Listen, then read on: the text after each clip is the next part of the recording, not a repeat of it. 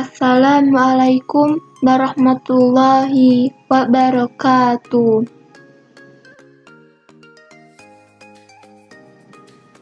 Kami dari kelompok 4 yang beranggotakan Sally Amelia Pratiwi, Sylvie Ainul Ilma, dan Widya Laili Homaria. Di sini kami akan mempresentasikan hasil diskusi dari kelompok kami yang bertema Wawasan Nusantara.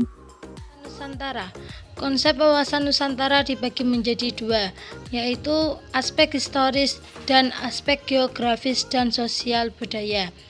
Aspek historis merupakan konsep yang pernah mengalami kehidupan sebagai bangsa yang terjajah dan terpecah.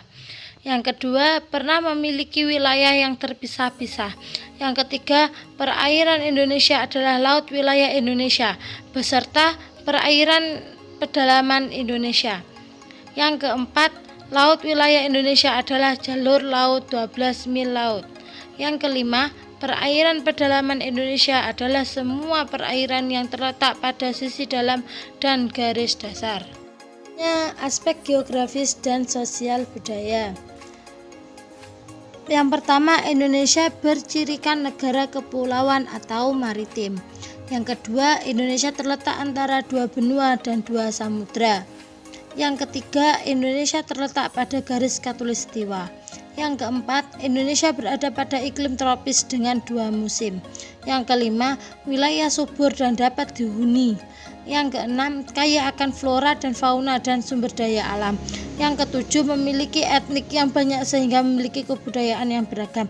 Yang kedelapan, memiliki jumlah penduduk dalam jumlah yang besar sebanyak 218,868 juta jiwa. Landasan wawasan Nusantara. A.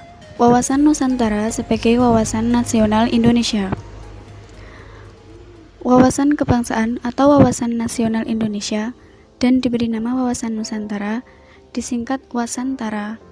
Dari pengertian-pengertian seperti di atas, pengertian yang digunakan sebagai acuan pokok ajaran dasar wawasan Nusantara ialah wawasan Nusantara sebagai geopolitik Indonesia, yaitu cara pandang dan sikap bangsa Indonesia mengenai diri dan lingkungannya yang serba beragam dan bernilai strategis, dengan mengutamakan persatuan dan kesatuan wilayah dan tetap menghargai serta menghormati kebinekaan dalam setiap aspek kehidupan nasional untuk mencapai tujuan nasional.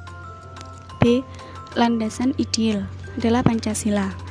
Pada hakikatnya, Pancasila mencerminkan nilai keseimbangan, keserasian, keselarasan, persatuan dan kesatuan, kekeluargaan, kebersamaan dan kearifan dalam membina kehidupan nasional. Perpaduan nilai-nilai tersebut mampu mewadahi kebinekaan seluruh aspirasi bangsa Indonesia. Pancasila merupakan sumber motivasi bagi perjuangan seluruh bangsa Indonesia dalam tekadnya untuk menata kehidupan di dalam Negara Kesatuan Republik Indonesia secara berdaulat dan mandiri. C.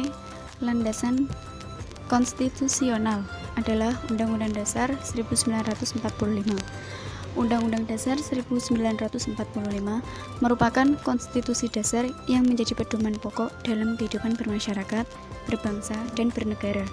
Bangsa Indonesia bersepakat bahwa Indonesia adalah negara kesatuan yang berbentuk republik dan berkedaulatan rakyat, yang dilakukan sepenuhnya oleh Majelis Permusyawaratan Rakyat. Oleh karena itu, negara mengatasi segala paham golongan, kelompok, dan perseorangan, serta menghendaki persatuan dan kesatuan dalam segenap aspek dan dimensi kehidupan nasional berdasarkan aturan, hukum, dan perundang-undangan yang berlaku, yang memperhatikan hak asasi manusia, aspirasi masyarakat, dan kepentingan daerah yang berkembang saat ini. Pengertian nasionalisme. Nasionalisme adalah suatu paham kebangsaan dari masyarakat pada suatu negara yang mana memiliki kesadaran dan juga semangat akan cinta tanah air.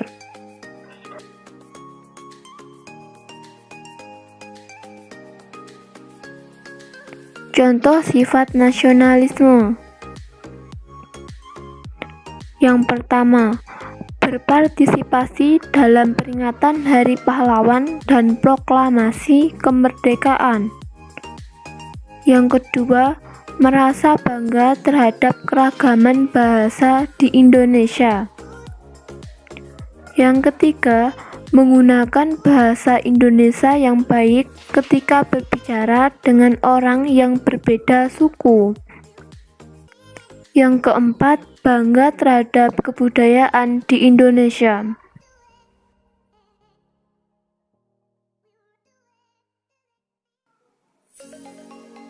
Bela negara.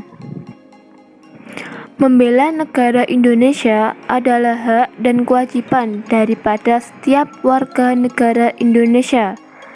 Dikutip dalam pasal 27 UUD 1945 bahwa setiap warga negara berhak dan wajib ikut serta dalam upaya pembelaan negara.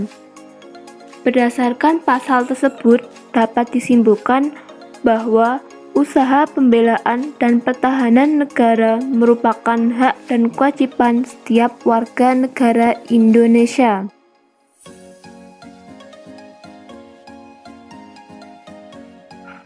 Contoh sifat bela negara.